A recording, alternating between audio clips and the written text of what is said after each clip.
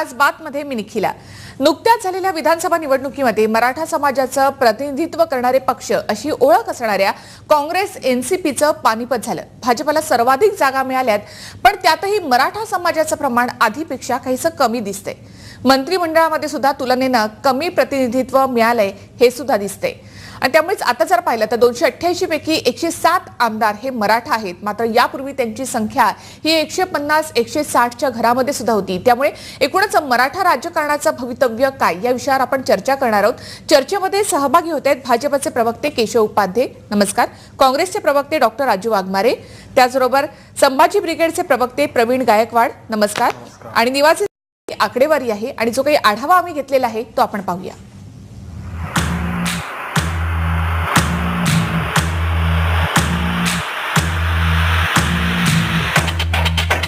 एक पुरोगामी राज्य अशी महाराष्ट्राची ओळख, पण ही ओळख खरंच तशी आहे का? तर नाही। महाराष्ट्रामध्ये आजही जातीपातीचं राजकारण जोरात चालतं। इथल्या समाजामध्ये ही मुळं घट्टपणे रोवली गेली आहेत। जमलेल्या माझ्या तमाम हिंदू बांधवांनो, भगिनींनो आणि मातांनो, महाराष्ट्राच्या आतापर्यंतच्या राजकारणाचा विचार केला तरी ते स्पष्टपणे दिसतं, कारण महाराष्ट्राच्या राजकारणावर मराठा समाजाचंच वर्चस्व होतं। पण 2014च्या विधानसभा निवडणुकीनं हे चित्र पूर्णपणे पालटून टाकलंय। या विधानसभेत आता 107 मराठा आमदार आहेत।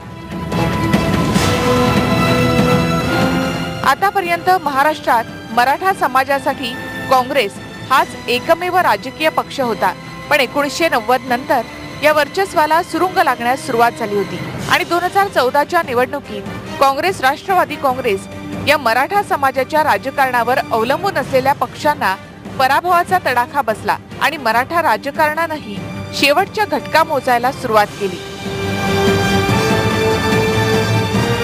राजकारणातून मराठा समाज हद्दपार होऊ लागल्याची कारणं राजकीय विश्लेषक प्रकाश पवार यांनी सांगितली आहेत। महाराष्ट्रामध्ये मराठा समाजाची आकडेवारी एकतर खूप फुगलेली आहे। म्हणजे उदाहरणादाखल काही लोकांचं असं म्हणणं आहे की महाराष्ट्रामध्ये मराठा समाजाची लोकसंख्या 50% आहे, परंतु ती आहे वस्तुस्थितीमध्ये 30%च्या जवळपास। याच्यामुळे मराठा समाजाचे आमदार निवडून येण्याचं प्रमाण देखील 30%च्या आसपासच हवं आहे, परंतु ते जादा असतं। उदाहरणादाखल 1962ला 137 आमदार निवडून आले होते आणि सर्वात जास्त 1990ला जवळपास 140 आमदार निवडून आले होते। देवेंद्र फडणवीस यांच्या मंत्रिमंडळामध्ये सुद्धा मराठा समाजाला तुलनेनं कमी प्रतिनिधित्व मिळालंय। इतकंच नाही तर आतापर्यंत मराठा समाजाची सत्ता असणाऱ्या सहकारी संस्था, साखर कारखाने यासारख्या ठिकाणीही या समाजाचं वर्चस्व कमी होतंय। बाकी जे कुणबी वगैरे त्याच्या खालचा जो मराठा होता त्याच्यामध्ये एक ॲम्बिशन तयार झाली की आपल्याला वर्चस्व मिळत नाही किंवा आपल्याला तिकीट मिळत नाही किंवा आपल्या राजकारणात स्कोप नाही। त्याच्यामुळे त्या मराठ्यांना बीजेपीने हेरलं आणि त्यांना तिकीट देऊन तो मराठा, जो लोअर क्लास मराठा, तो मोबिलाइज केला आणि त्याला बाकीच्या मायनॉरिटीचा सपोर्ट मिळतो, तो मराठा निवडून आला आणि जो अप्पर क्लास मराठा नेहमी निवडत येत होता डॉमिनेशन, त्याचं वर्चस्व संपलं। म्हणजे हे यावेळेला घराणेशाही विरोधात जे मतदान झालं। मराठा समाजाचं वर्चस्व कमी होत जाणं याचा परिणाम महाराष्ट्राच्या राजकारणावर घडल्याशिवाय राहणार नाही। आता हा परिणाम कसा असेल ते येणारा काळच सांगेल। लोकशाहीच्या संवर्धनासाठी सत्तेचे विकेंद्र करण्याची गरज तज्ञ व्यक्त करतात आणि मराठ्यांचं सत्तेतली भागीदारी कमी होत असेल तर ही बाब स्वागतार्ह समजली पाहिजे। कॅमेरामन विनायकसह बंधुराज लोणे, TV9 मराठी।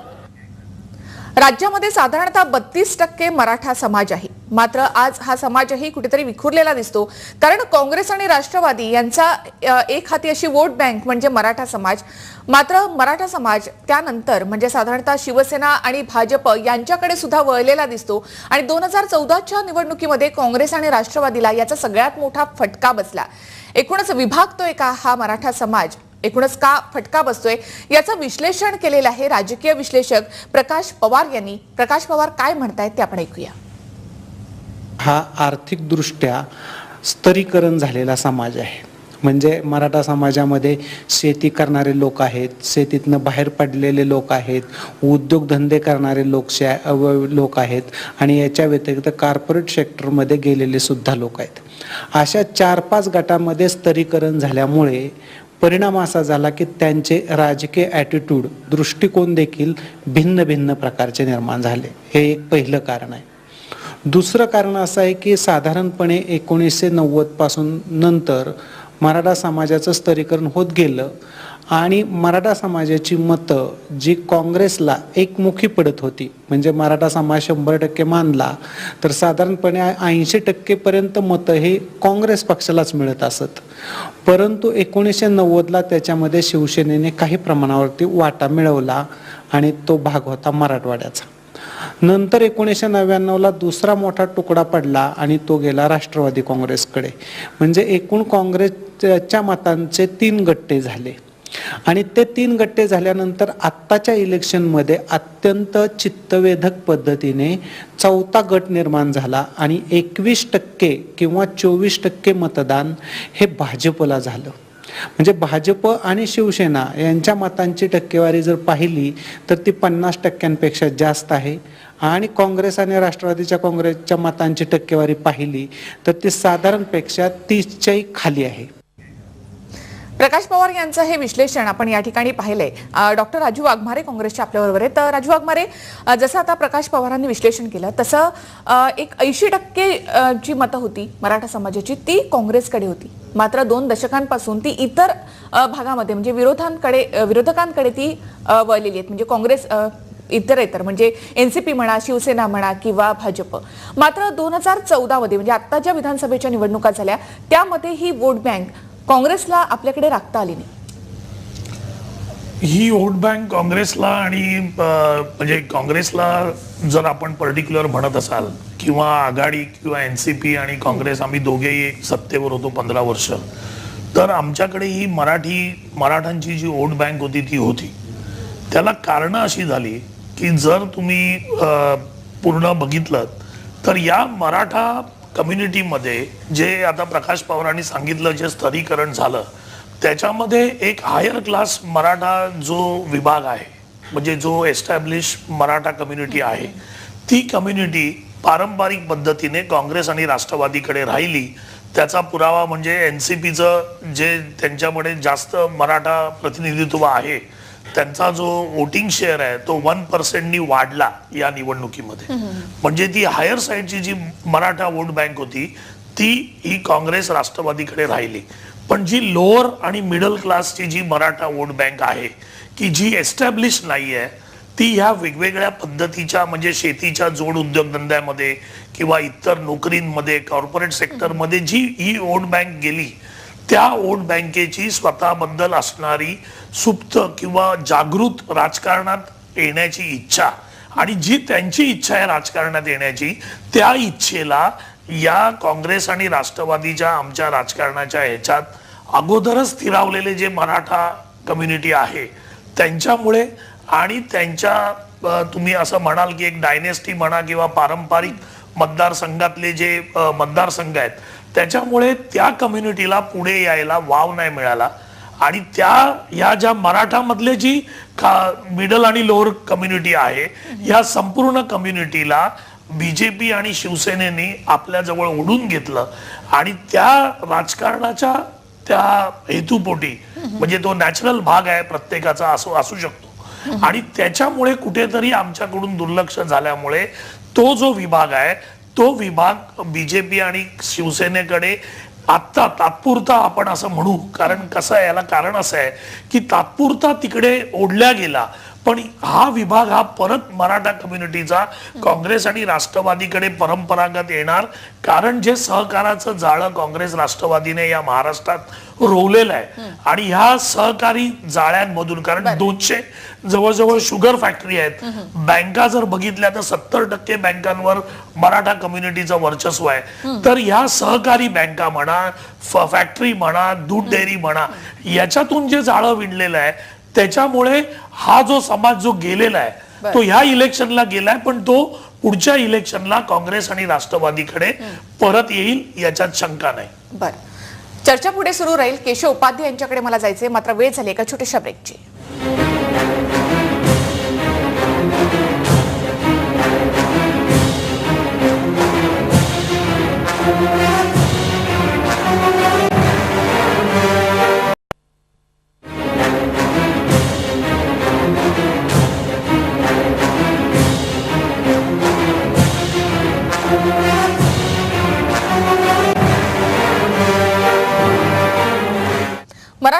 भाजपच्या अपयशाचं कारण आपण या ठिकाणी शोधतोय. केशव उपाध्यांकडे मी जाते. केशव उपाध्ये, काँग्रेस आणि राष्ट्रवादीवर मराठा नेत्यांवर असलेले भ्रष्टाचाराचे आरोप सुद्धा यासाठी कारणीभूत आहेत. कारण भाजपमध्ये असलेले जे काही मराठा नेते होते ते निवडून आले, मात्र काँग्रेस आणि राष्ट्रवादीमधल्या मराठा नेत्यांना त्याचा फटका जास्त बसलेला दिसतो. अर्थात विनायक मेटे सोडले तर काय सांगाल?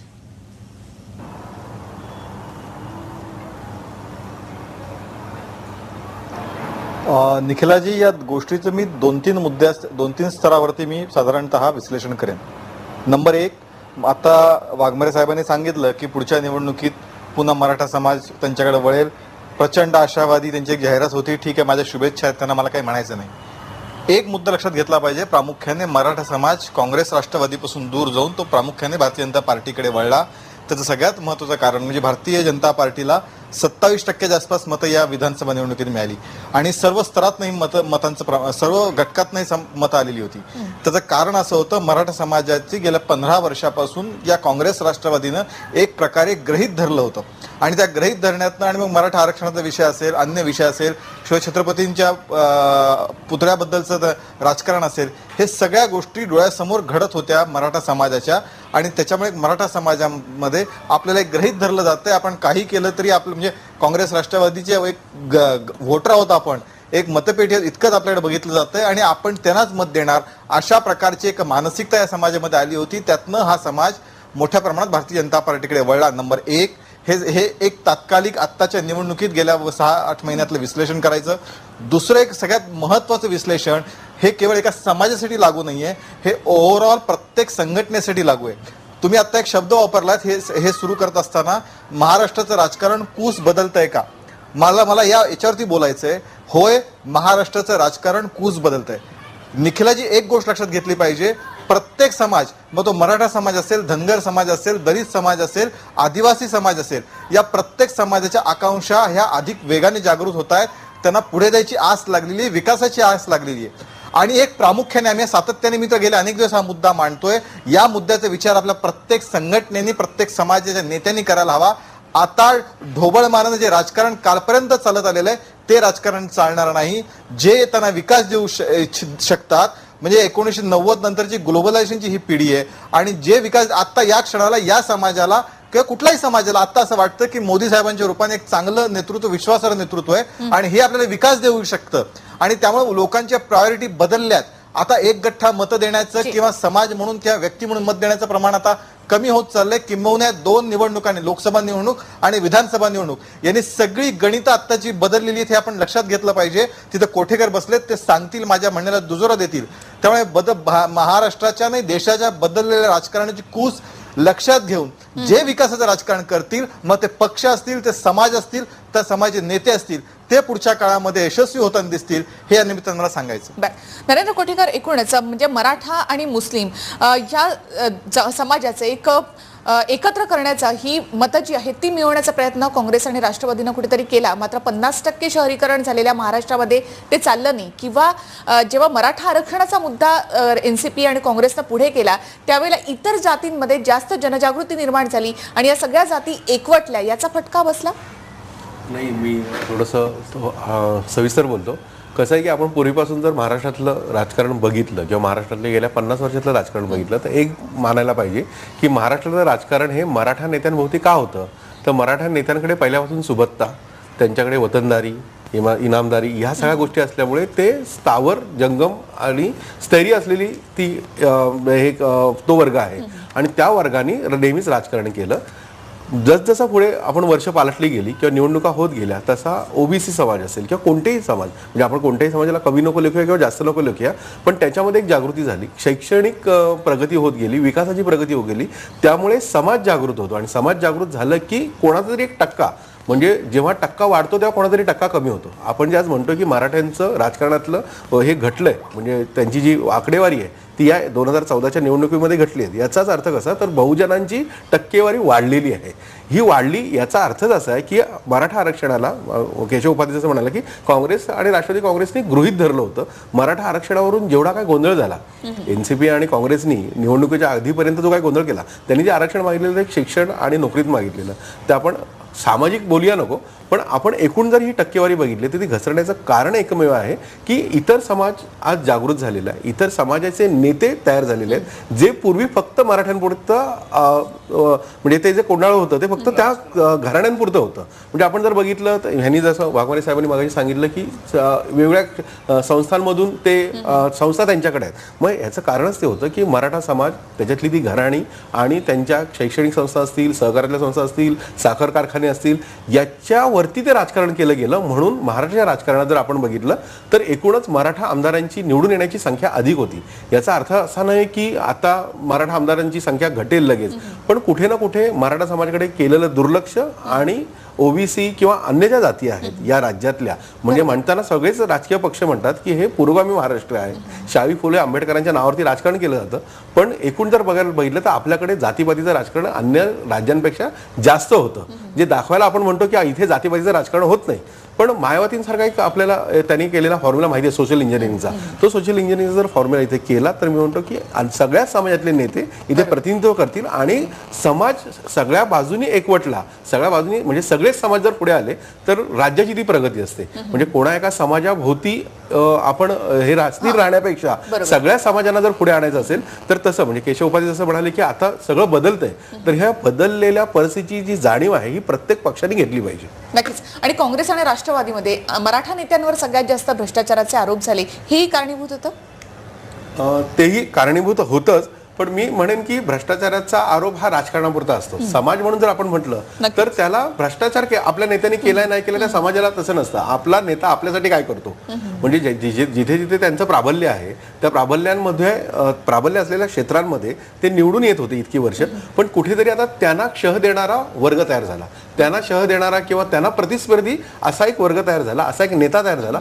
मग साहजिकच जेव्हा आपल्या समोरचा प्रतिस्पर्धी थोडासा प्रबळ होतो तेव्हा आपला पराभव कुठेतरी होत असतो. म्हणजे आपल्या विजयासाठी आपला पराभव टाळण्यासाठी काय करायला पाहिजे हे मराठी नेत्यांनी केलं नाही का हे कुठेतरी तपासून बघायला पाहिजे. म्हणजे गेल्या काही वर्षांमध्ये जर तुम्ही महाराष्ट्रातल्या सगळ्या संस्था जर काढल्या तर आज मराठा समाजाची टक्केवारी आपण आकडेवारी पुस्तकी आकडेवारी 32% म्हणतो, पण महाराष्ट्रातल्या संस्थांची जर टक्केवारी घेतली तर किमान 70% या मोठ्या संस्था या मराठा नेत्यांच्या अवतीभोवतीच आहेत. नक्कीच. त्याचबरोबर मराठा समाजाची जी आयडेंटिटी आहे ती कुठेतरी हरवत चालली आहे का, किंवा ओबीसी जे आहेत ते त्यांच्या पूर्णपणे विरोधात गेलेत, याचा कुठेतरी फटका बसतोय? प्रकाश पवार या संदर्भामध्ये काय म्हणतायत आपण ऐकूया.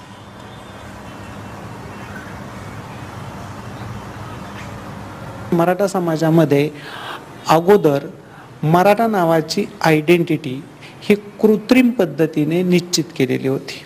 कृत्रिम पद्धतीने निश्चित केली म्हणजे काय झालं तर ती आयडेंटिटी हे नैसर्गिक नव्हती.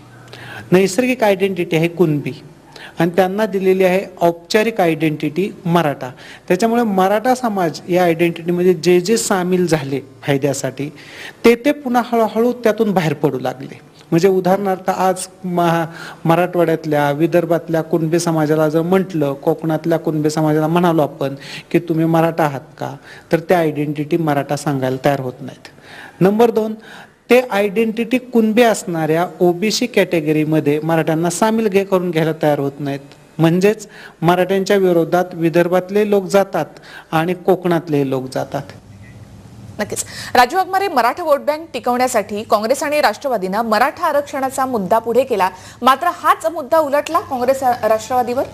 नाही निखिला, पहिली गोष्ट आम्ही आरक्षणासाठी किंवा वोट बँकेसाठी आम्ही ह्या आरक्षणाचा मुद्दा काय पुढे आणला नव्हता. आरक्षणाची मागणी काँग्रेस आणि राष्ट्रवादीच्या आघाडी सरकारकडे मराठा समाजातले विविध नेते, वेगवेगळ्या संघटना फार वर्षापासून ती मागणी करत होत्या आणि ती जी मागणी करत होत्या त्या मागणीचा सविस्तर अभ्यास करण्यासाठी आम्ही राणे समिती नेमली. माननीय नारायणरावजी राणे यांनी स्वतः सगळीकडे अभ्यास केला, जवळजवळ 5 लाख वस्त्यांमध्ये जाऊन सगळीकडे अभ्यास. राजू वाघमारे, यामुळे ओबीसी मतं जी होती ती तुमच्यापासून दुरावली, कारण राणे तिथे पडतात आणि छगन भुजबळ निवडून येतात. नाही, राणे जिथे पडले त्याला जातीचं राजकारण आपण म्हणू शकत नाही. ते कोकणातलं राजकारण निवडून येण्यासाठी वेगळ्या पद्धतीचं राजकारण तिकडे खेळलं गेलं. तिथे काही कोकणात जातीचं राजकारण खेळलं गेलेलं नाहीये. त्याच्यामुळे राणे मराठा आरक्षण केलं म्हणून राणे कोकणामध्ये पडले असं आपण म्हणलं तर ते चुकीचं ठरेल.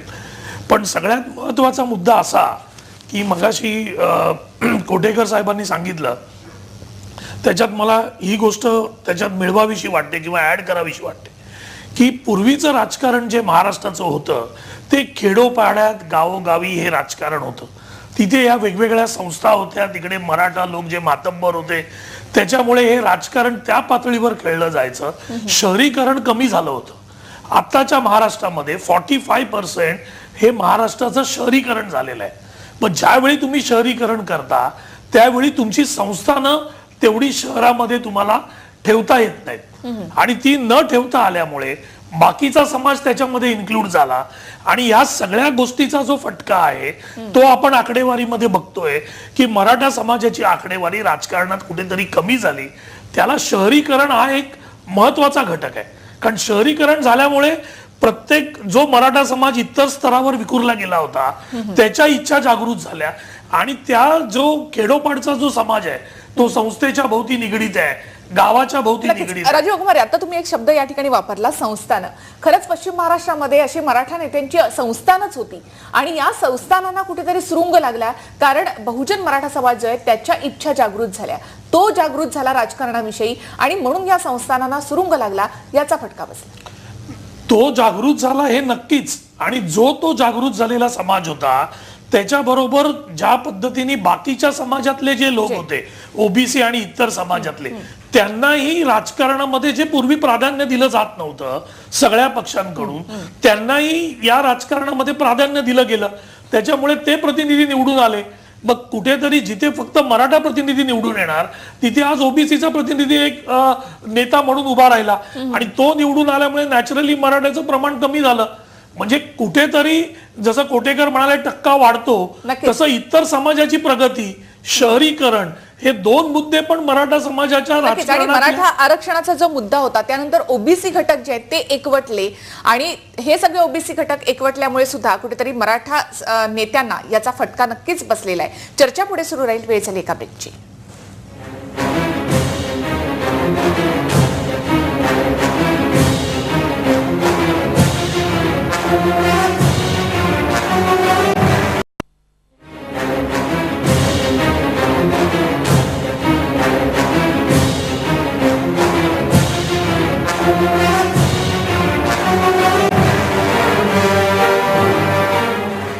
ब्रेकनंतर थोडंसं केशव उपाध्ये यांच्याकडे. केशव उपाध्ये, सुरुवातीपासूनच महाराष्ट्राच्या राजकारणावर एक मराठा नेत्यांचं वर्चस्व होतं, त्यामुळे या मराठा नेत्यांची घराणीच होती. या घराण्यांविषयी नंतरच्या काळामध्ये आता चीड निर्माण झाली, अगदी बहुजन मराठा समाजामध्ये सुद्धा, आणि त्यामुळे जो ओबीसी घटक जे आहे ते एकवटले आणि हेच कुठेतरी भाजपनं हेरलं आणि त्याला बळ दिलं आणि याचं फळ भाजपला मिळालं.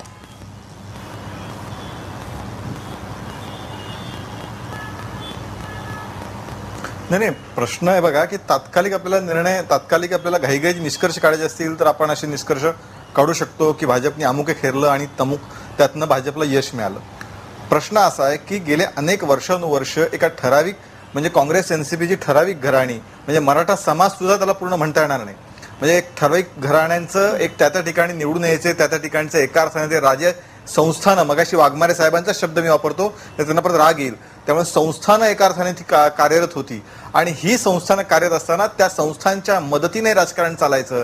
त्यामध्ये अनेक विषय असायचे. इतक्या सहज सोप्या पद्धतीने म्हणजे मराठा समाज सहजपणे काँग्रेस एनसीपीच्या पाठीशी जात नव्हता, तर त्या संस्थांच्या मदतीनं ज्या त्यांच्या समोर अडचणी असायच्या किंवा त्यांचे पुढचे प्रश्न निर्माण व्हायचे त्यामुळे तो समाज सातत्याने या काँग्रेस राष्ट्रवादीच्या पाठीशी असायचा. आणि त्यामुळेच पण हे सगळं करत असताना विकासाची गंगा, ज्याला आपण विकासाची गंगा असं म्हणतो, विकास म्हणजे पश्चिम महाराष्ट्र जो काँग्रेस राष्ट्रवादीचा बालेकिल्ला आहे तिथे अनेक ठिकाणी दुष्काळी परिस्थिती आजही अत्यंत गंभीर आहे. का नाही सुटला? ज्या बारामतीमध्ये 44 गावच्या लोकांना उपोषणाला बसावं लागलं की तिथं पाणी मिळत नाही. बारामती म्हणजे विकासाचा बेट असं इकडे उल्लेख केला जातो. त्यामुळे अशा अनेक विषय मी तुम्हाला सुरुवातीला सांगितलं की एक समाजातला मराठा समाज हा गरीबच होता, गरीब राहिला होता. त्याच्यापर्यंत विकासाची गंगा या पोहोचण्यामध्ये नेते मराठा समाजाचे नेते होते ते पदांवरती काँग्रेस राष्ट्रवादीमध्ये होते, मात्र सामान्य मराठा समाजातला जो माणूस होता, जो सामान्य मराठा समाज होता तो मात्र या विकासाच्या गंगेपासून वंचित राहिला. आणि येणारी जी नवीन पिढी आहे, एक वर्षानुवर्ष हे चालायचं. मी मगाशीच सांगितलं की ढोबळमाज राजकारण माझ्या वडिलांनी मत दिलं, आजोबांनी मत दिलं, त्यामुळे पुढचा मुलगाही त्याच पद्धतीने मतदान करायचा. एक कमिटेड वोटर असा जो प्रकार होता तो आताच्या काळात बदलत चाललाय. आता जी नवीन पिढी, इव्हन मराठा समाजातील नवीन पिढी शिकतीये, त्याला विकासाची आस आहे आणि त्यातून त्यांना असं वाटतं की विकास जे देतील त्यांच्याकडे आपण गेलं पाहिजे. आणि त्यातनं या सगळ्या बेल्टमध्ये म्हणजे पश्चिम महाराष्ट्रामध्ये मोठ्या प्रमाणात भारतीय जनता पार्टीचे आमदार निवडून आले. त्याचं कारण असते की आता म्हणजे महाराष्ट्राचं राजकारण बदलतं हे लक्षात काँग्रेस राष्ट्रवादीने घेतलं तर पुढचं काहीतरी त्यांच्या दृष्टीने भलं असेल. नक्कीच. नरेंद्र कोटेकर, ज्या वेळेला मराठा कार्ड खेळण्याचा प्रयत्न केला काँग्रेस एनसीपीनं त्या वेळेला त्यांना फटका बसला. आताही त्यांनी तसंच बेरजेचं राजकारण केलं, मात्र ते कुठेतरी चुकलं. नक्कीच काँग्रेस राष्ट्रवादीने जेव्हा कार्ड म्हणजे जातीचं कार्ड वापरून निवडणुका लढवण्याचा प्रयत्न केला. आत्ताही 2014 वाघमारे साहेब कदाचित माझ्या मताची सहमत होणार नाही, पण 2014च्या निवडणुकीच्या अगोदर अगदी घाईघाईमध्ये मराठा आरक्षण त्यांनी जाहीर केलं आणि या मराठा आरक्षणाचा आपल्याला निवडणुकीत फार फायदा होईल असं एक त्यांचं मत होतं, जे तसं पाहिलं तर निकालानंतर आपल्याला अजिबात दिसलं नाही. निकालामध्ये मी केशव उपाध्यायांच्या बोलण्याला थोडंसं समर्थन याच्यासाठी देईन की त्यांनी जे मागाशी सांगितलं की त्या मध्ये एक थोडासा रोष आहे, मराठा समाजामध्येच रोष आहे. म्हणजे जर आपण बघितलं, आपण कोणा इथं त्या नेत्याचं नाव नको घेऊया, पण मराठा समाजातली जी काही नेते मंडळी ह्या महाराष्ट्रावरती राज्य करत होती त्यांचं जर बघितलं तर अबक नेता जर घेतला तर शैक्षणिक संस्था त्याची, साखर कारखाना त्याचा, दुग्ध व्यवसाय जर उत्पादक काय असेल तर त्याचं, म्हणजे प्रत्येक गोष्ट ही त्याच्या नावाची झाली. त्यामुळे त्या समाजातलाच एक रोष आहे त्यांच्यावरती, परत या नेत्यांवरती.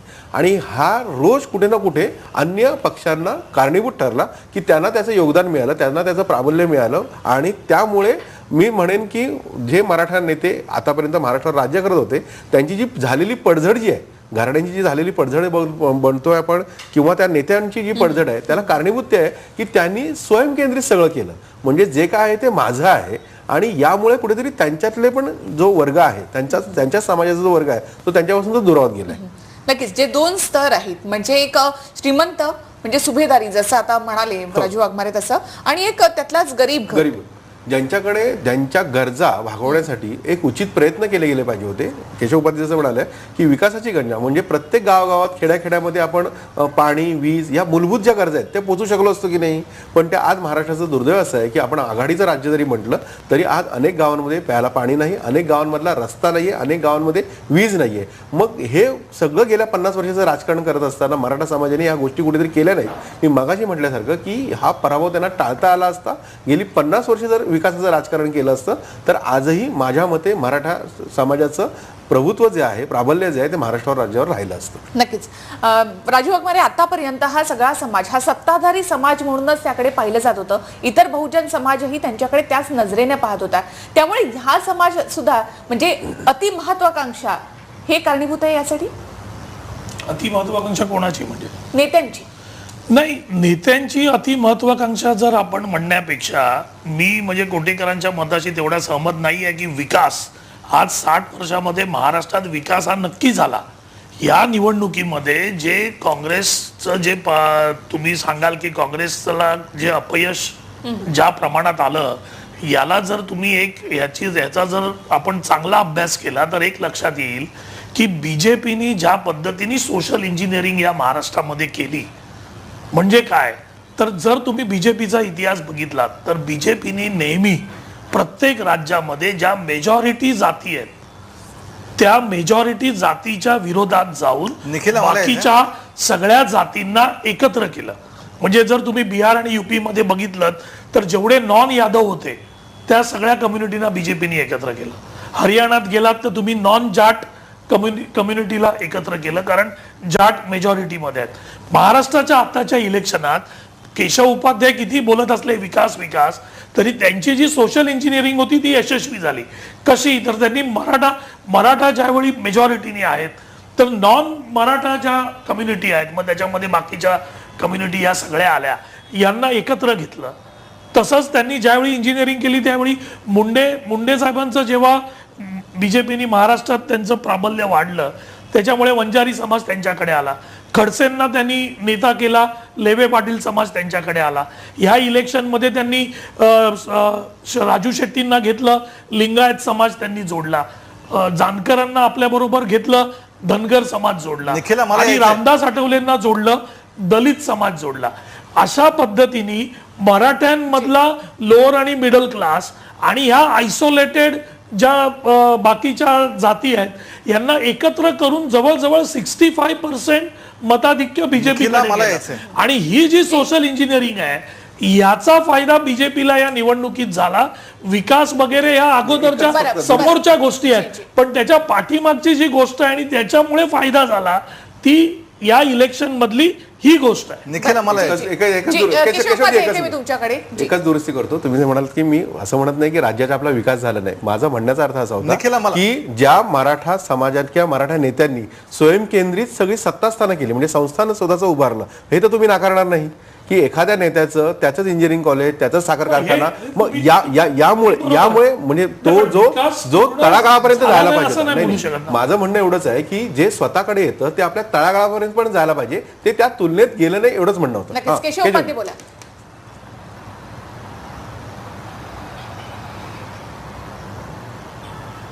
नाही, पहिली गोष्ट एक तर थोडं वाघमारे साहेबांच्या थोडंसं करेक्शन करतो वाघमारे साहेबांना.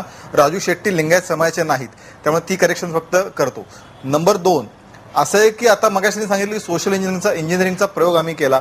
हो, केला, पण शेवटी असं आहे की सोशल इंजिनिअरिंगचा प्रयोग करत असताना आम्ही समाजातले वेगळे घटक जोडत गेलो. एक लक्षात घेतलं पाहिजे की हे समाज घटक आमच्यापाशी का आले.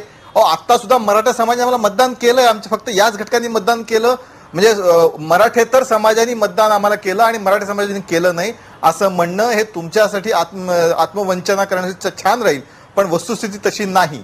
मुळात एक लक्षात घेतलं पाहिजे, हे समाज हे घटक भारतीय जनता पार्टीकडे येण्याचं सगळ्यात महत्त्वाचं कारण म्हणजे सत्तेवर 15 वर्ष राहिल्यानंतरही या वेगवेगळ्या समाज घटकांना आपण एक विश्वास देऊ शकला नाहीत, त्यांच्या विकासाचे काही प्रश्न आपण सोडवू शकला नाहीत आणि त्यातनं ही लिडरशिप आमचे नेते नक्की आहेत. गोपीनाथ मुंडेंनी सोशल इंजिनिअरिंग केलं, पण त्याला समाज वळला तेव्हा ज्यावेळी सत्ताधारी पक्षांकडून त्यांची निराशा झाली.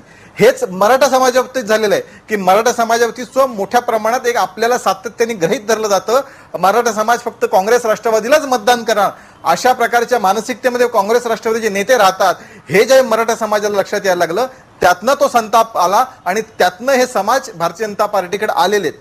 आणि आपण जातीचं राजकारण, मी पुन्हा सांगतो की जातीचं राजकारण करताना म्हणजे मिळालेल्या मतांचं प्रमाण लक्षात घ्यावं लागतं. केवळ एक विशिष्ट समाज यांच्यावर गेला म्हणून हे मतदान निवडून आले असं होत नाही. या गेल्या 2 निवडणुकांचा इतिहास आहे की सर्व घटक समाजातले ज्यावेळी मतदान करतात तेव्हा एखाद्या पक्षाला इतक्या म्हणजे महाराष्ट्रामध्ये ज्या पद्धतीचे गेले 25 वर्षाचं राजकारण एकमेकात गुंतलेलं आहे ते पाहता एखादा पक्ष 100पेक्षा अधिक विधानसभेत जागा जिंकणं किंवा 27% अधिक मतं मिळवणं हे कुठल्याही एका केवळ समाजापुरतं मर्यादित नाही तर समाजातल्या सर्व घटकांनी त्यांना मतदान केलंय तेव्हा हे होतं. एवढं फक्त मला या ठिकाणी सांगायचं. जी राजू वाघमारे बोला. केशव उपाध्ये जे म्हणतायत की या 2 निवडणुकांमध्ये जे मतदान झालेलं आहे ते समाजातल्या सर्व घटकांनी केलंय हे आम्ही मानतो, कारण ते मतदान झालेलं आहे.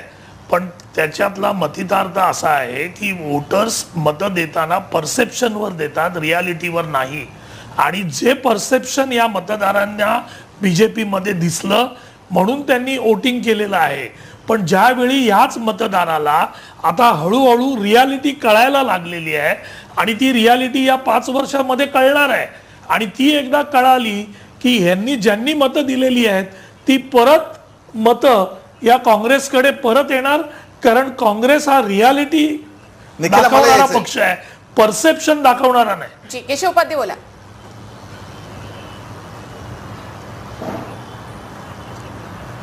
निखिला निखिला असं आहे की म्हणजे याचा अर्थ म्हणजे 1999 हे 2004 2009 या तिन्ही वेळी परसेप्शन वरती मतदान झालं, रिअलिटीवर मतदान झालं नाही असं वाघमारेंचं म्हणणं आपण मान्य करूया. माझा काही आक्षेप नाही. म्हणजे तिन्ही निवडणुकात वास्तव वेगळं होतं, जनतेचे परसेप्शन चांगलं करतील असं वाटलं जनतेला. आता वाघमारे साहेब काहीतरी एक लॉजिक नाही लॉजिक वाघमारे साहेब लॉजिक नीट लॉजिक मांडा, तुमच्यानंतर लॉजिक नीट मांडा. तुमचं झाल्यावर मी बोललोय, तुमचं झाल्यावर मी बोललोय. एक काहीतरी आपण लॉजिक ठेवलं पाहिजे वाघमारे साहेब. एकाला एक न्याय, दुसऱ्याला दुसरा न्याय हे म्हणणं चुकीचं आहे वाघमारे साहेब. बरं बोला, मी बोलू का आता? काय आहे बघा, त्यामुळे आम्हाला परसेप्शनवर मतं दिली पहिल्या वेळेला, पण नंतरच्या 2 वेळेला लोकांना रियालिटी कळल्यामुळे आम्हाला मतं दिली. रियालिटीवर नाही ह्याची कबुली तुम्ही देता 15 वर्ष आम्हाला दिली ना रियालिटीवर मतं. पहिल्यांदा परसेप्शन वर दिली, म्हणजे perception नंतर बरोबर. रियालिटी एक कळली मिनिट आपण म्हणून ठेवलं परत पाहिजे दिली. ना. अहो, 15 असं वर्ष नसतं ना. दिली. असं म्हणजे बरोबर असं मला नसतं. आता फक्त एक- परसेप्शन वर दिलीत.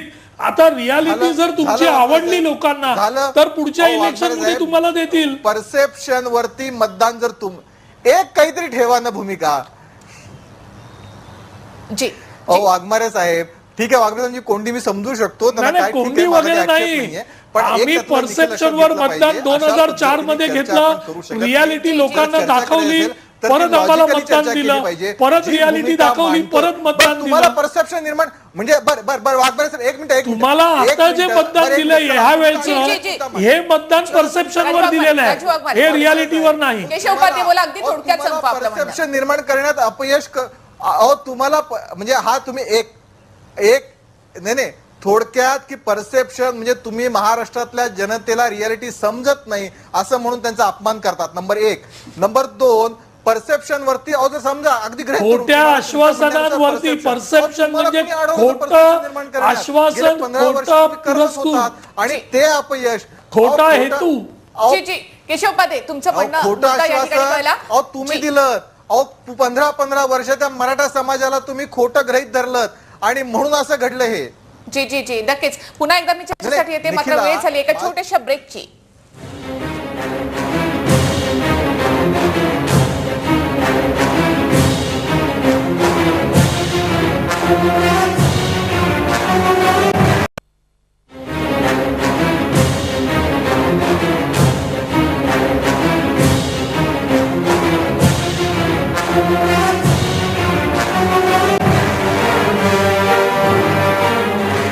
ब्रेक नंतर आपण प्रकाश पवार यांचं म्हणणं ऐकून घेणार आहोत, कारण एकूणच मराठा समाजामध्ये आर्थिक दरी जी आहे ती वाढत गेली. जसं राजू वाघमारे म्हणाले या ठिकाणी की सुभेदारी किंवा संस्थानं जी आहेत ती वाढत चालली, मात्र जो काही आणखी जो तळागाळातला मराठा समाज आहे त्यापर्यंत मात्र ते झिरपलं नाही आणि याचाही फटका कुठेतरी या मराठ्यांच्या राजकारणाला बसलेला आहे. पाहुयात प्रकाश पवार काय म्हणतायत.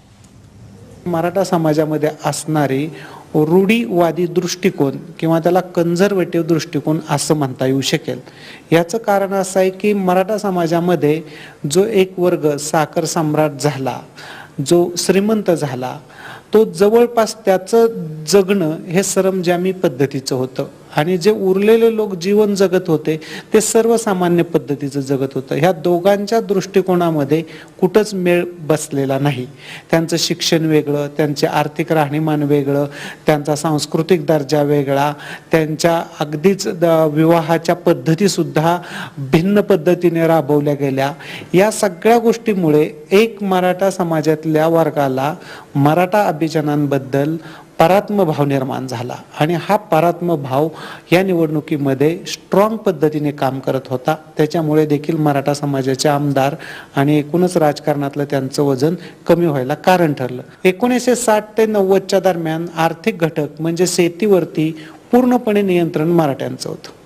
1980 नंतर आणि आज शेतीवरचं मराठ्यांचं नियंत्रण पूर्ण निसटलेलं आहे आणि मराठ्यांच्या हातून शेती निघून चाललेली आहे. म्हणजे ते रिअल इस्टेटमध्ये रूपांतरित होत आहे आणि उद्योग व्यवसाय, सेवा व्यवसाय आणि त्याला जोडून एक कॉर्पोरेट सेक्टर असं उभा राहिलेलं आहे की ज्याच्यामध्ये यांना एकतर निर्णायक वर्चस्व निर्माण करता येत नाही किंवा त्या प्रकारची कौशल्य मराठ्यांकडे नाहीत. याच्यामुळे कॉर्पोरेट सेक्टरमधून, उद्योग क्षेत्रातून आणि सेवा क्षेत्रातून जी इकॉनॉमी येते ती आपोआपच मराठ्यांना त्याच्याबरोबर तोंड देता येत नाही किंवा त्याच्याशी स्पर्धा करता येत नाही. म्हणून महाराष्ट्रातलं वर्चस्व मराठ्यांचं बऱ्यापैकी कमी झालेलं दिसायला लागतंय. राजू वाघमारे, एकूणच मराठा नेत्यांमध्ये सुद्धा ताळमेळ नव्हता आणि प्रत्येकालाच आपलं वर्चस्व सिद्ध करायचं होतं. नाही, असं काही निदान काँग्रेस पक्षामध्ये अशी काही भूमिका कोणाची नव्हती.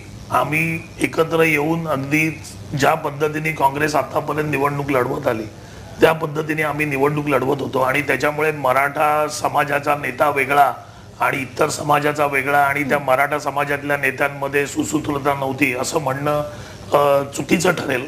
कारण एक राजकारणात काँग्रेस हा सर्वसामान्यांचा आणि सर्व धर्म समभावाचा पक्ष असल्यामुळे अशा पद्धतीने आम्ही कुठचीही भूमिका घेतली नव्हती राजू वगैरे मात्र तुम्ही भाजप किंवा शिवसेनेवर जातीयवादी पक्ष म्हणून आरोप करता, मात्र महाराष्ट्राच्या राजकारणामध्ये जातीपातीचं सगळ्यात जास्त राजकारण तर काँग्रेस राष्ट्रवादीने केलंय. नाही, काँग्रेस राष्ट्रवादीनी असं राजकारण केलेलंच नाही, कारण आम्ही सुरुवातीपासून सर्व धर्म समभावाच्या भोवती आणि सर्वांना बरोबर घेऊन जाणारा पक्ष म्हणून हा काँग्रेसचा इतिहास आहे. पण त्याच्यामुळे मराठा जातीचा मतं stand- मिळवण्यासाठी मराठा आरक्षण, मुस्लिम मतं मिळवण्यासाठी मुस्लिम आरक्षण, याच प्रकारची खेळी काँग्रेस आणि नाही, राष्ट्रवादीने याची केली. मला हेच कळत नाही की याची खेळी म्हणू शकत नाही. बघा, काँग्रेसनी जर स्वतःहून उठून सांगितलं असतं की मराठ्यांमधल्या ह्या लोकांना आम्ही 16% आरक्षण देतो, तर ती खेळी होते.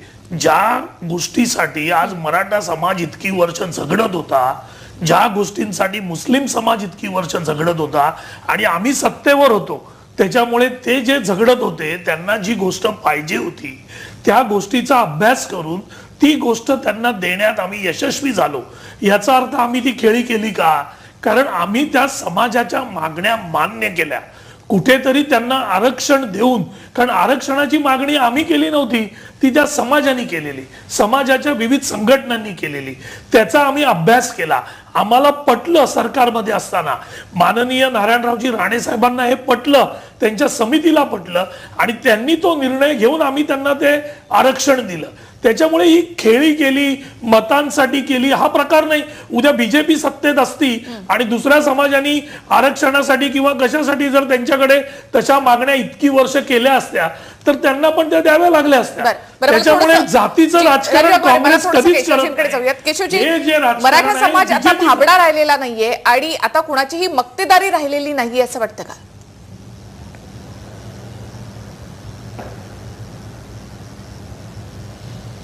नाही, 100% कुणाचीही मक्तेदारी कुठलाच समाज राहिला नाही हे या ठिकाणी आपण लक्षात घेण्याची गरज आहे निखिलाची. म्हणजे आपण हे म्हणून सुरुवातीलाच मी वाक्य वापरलं की ढोबळ राजकारणाची पद्धत जो पक्ष लक्षात घेईल, जे राजकारण बदललं हे जो पक्ष लक्षात घेईल ते पक्ष, मग तो राष्ट्रीय पक्ष असो अथवा स्थानिक पक्ष असो, त्यांचं भवितव्य उज्ज्वल राहील. मला मगाशी खूप म्हणजे मला हसू येत होतं की वाघमारे साहेब सांगत होते आम्ही काही कुठलं राजकारण नाही केलं. म्हणजे आम्ही 1999 सालापासून काँग्रेस राष्ट्रवादीवाले मराठा आरक्षणाचं गाजर या समाजात दाखवत होते. शेवटी असं असतं की कथनी आणि करणी यात अंतर दिसलं लोकांना. काँग्रेस राष्ट्रवादीच्या नेत्यांचं कथनी आणि करणीमध्ये अंतर होतं. म्हणून गेले 15 वर्ष मग तो समुद्रातील शिवाजी महाराजांचा पुतळ्याचा प्रश्न असो अथवा आरक्षणाचा विषय असो, आता मला बोलू द्या ना वाघमारे साहेब, आता बोलू द्या ना, आता थोडंसं आत्मचिंतन करा. आणि त्याच्यामुळे या गोष्टी राहिल्यामुळे सातत्याने मराठा समाज निराश होत होता आणि येणारी नवीन पिढी ही सर्व समाजातली एका वेगळ्या दिशेने चालली आहे. त्यांना विकास हवाय आणि येणारा पुढचा काळ प्रत्येक राजकीय पक्षाला आता नुसतं विकासाच्या घोषणा करून चालणार नाहीत, तर त्यांना अकाउंटेबिलिटी द्यावी लागेल, त्यांना रिझल्ट ओरिएंटेड त्यांना व्हावं लागेल. तर पक्षाकडे आता कमिटेड एका प्रकारे एकाच म्हणजे मराठा समाज म्हणजे काँग्रेस राष्ट्रवादीला मतदान करणार हे भविष्यामध्ये घडणार नाही. जो पक्ष विकासाच्या दृष्टीने पुढे घेऊन जाईल मग त्याच्या मागे तो पक्ष तो समाज जात राहणार आहे. नक्कीच नरेंद्र कोठेकर, हा समाज फारसा सत्तेपासून दूर राहू शकणार नाही, मात्र या नेत्यांनी सुद्धा आता कुठेतरी आत्मचिंतन करण्याची गरज वाटते का? निवडणुकांपुरता जर मुद्दा असेल तर त्यांनी खरंच आत्मचिंतन करण्याची गरज आहे. आपला पराभव का झाला, आपली जे सत्तेतलं स्थान आहे ते का घटलं, याच्यावरती पक्षाने म्हणजे काँग्रेस आणि राष्ट्रवादी पक्षांनी विचार केलाच पाहिजे. म्हणजे जिथे प्राबल्य होतं आतापर्यंत पश्चिम महाराष्ट्रामध्ये मराठा समाजाचं प्राबल्य, मराठा नेत्यांचंच प्राबल्य होतं, पण तेच बघितलं तर पश्चिम महाराष्ट्रातलंच हे प्रमाण त्यांचं घटलेलं आहे. म्हणजे आपण फक्त एक मॉडेल म्हणून जर घेतलं पश्चिम महाराष्ट्र, म्हणून तुम्ही म्हणताय त्याप्रमाणे त्यांनी एक आत्मचिंतन करण्याची गरज आहे. आपण समाजाला काय दायित्व दिलं पाहिजे होतं, जे दिलं गेलं नाही म्हणून काही प्रमाणात आपण मागे सरलो का, म्हणजे आपल्याला जर नाकारलं असेल तर लोकांनी का नाकारलं याचं कुठेतरी आत्मचिंतन करण्याची गरज आहे. नक्कीच वाघमारेजी, काँग्रेसमध्ये असं आत्मचिंतन केलं जाईल? काँग्रेसमध्ये आता जो आमचा झालेला पराभव आहे त्याच्याबद्दल आमचे पक्षाध्यक्ष आणि आमच्या संपूर्ण पक्षाची बैठक घेऊन त्या दृष्टीने विचारमंथन आणि या पद्धतीने कशा पद्धतीने पुढे जाता येईल आणि एक विरोधी पक्ष म्हणून कशा सबळ पद्धतीने आम्ही उभे राहू याबद्दल नक्कीच विचार विनिमय चालू आहे. आणि त्याच्यातून ही काय पहिली वेळ नाही आहे, आम्ही हारून याच्यानंतर पुष्कळ वेळा सत्तेवर आलेलो आहोत. त्याच्यामुळे हा पराभव जो आहे तो आमच्यासाठी एक पराभव आहे. आम्ही परत पुढच्या 5 वर्षामध्ये केंद्रात आणि राज्यात दोन्ही ठिकाणी सत्तेवर येऊ, याच्यात काही वाद नाही. कारण काँग्रेस पक्षाला नेहमीच पराभवातून भरारी घेण्याची एक सवय आहे आणि त्या पद्धतीने आम्ही ते नक्कीच घेऊ. केशव उपाध्ये, एकूणच जिल्हा परिषद किंवा स्थानिक पातळीवर अजूनही मराठा नेत्यांचं वर्चस्व आहे आणि जसं राजू वाघमारे मगाशी म्हणालेत की त्यांची संस्थानं आहेत, त्यामुळे पुन्हा एकदा त्या ठिकाणी बळकटी देण्याचा प्रयत्न केला जाईल.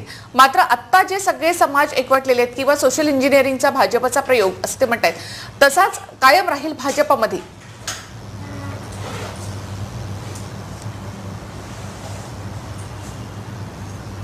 आणि प्रत्येक समाजाला एक लक्षात घेतलं पाहिजे निखिला, एका विशिष्ट समाजाच्यासाठी काही करणं आणि एकूण समाजातल्या सर्व घटकांना बरोबर घेऊन चालणं यात फरक आहे. भारतीय जनता पार्टीची ही भूमिका आहे की समाजातील प्रत्येक घटकाला आपल्या बरोबर घेऊन गेलं पाहिजे. समाजातला विकासाचा गंगा आहे. शेवटी एक लक्षात घेतलं पाहिजे, जसं मराठा समाजाला विकास हवाय तसा धनगर समाजाच्या माणसाला असं वाटतं की मलाही माझ्यातही बदल झाला पाहिजे, मलाही पुढे गेलं पाहिजे. असंच हे दलित समाजातलं वाटतं. त्यामुळे कुठल्या एका विशिष्ट समाजापुरता विकास नसतो, तर समाजातल्या सर्व घटकांसाठी असतो आणि त्या विकासाच्या अनुषंगाने भारतीय जनता पार्टी पुढच्या 5 वर्षात काम करेल. समाजातला जो प्रत्येक समाजातले वेगवेगळे घटक जे मागास आहेत, जे त्यांच्यापर्यंत पोहोचले नाही, वंचित आहेत, त्यांना पुढे येण्याचा प्रयत्न भारतीय जनता पार्टी पुढच्या आगामी काळात करेल आणि त्या दृष्टीनं विकासाचंच काम पुढच्या काळामध्ये करेल. नक्कीच. धन्यवाद, तुम्ही सगळे या चर्चेमध्ये सहभागी झालात. मराठा राजकारणाचं एकूणच भवितव्य काय यावर आपण चर्चा घडवून आणली. ही खास बातमध्ये आपण इथे थांबूयात. नमस्कार.